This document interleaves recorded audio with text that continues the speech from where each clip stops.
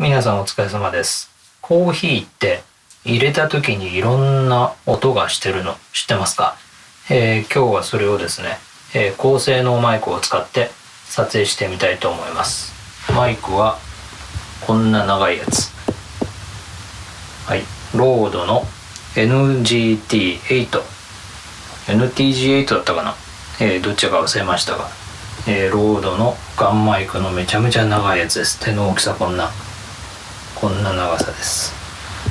これで、ズームの F6H6 か、このレコーダーを使って、コーヒーを入れる時にどんな音がしてるか撮ってみたいと思います。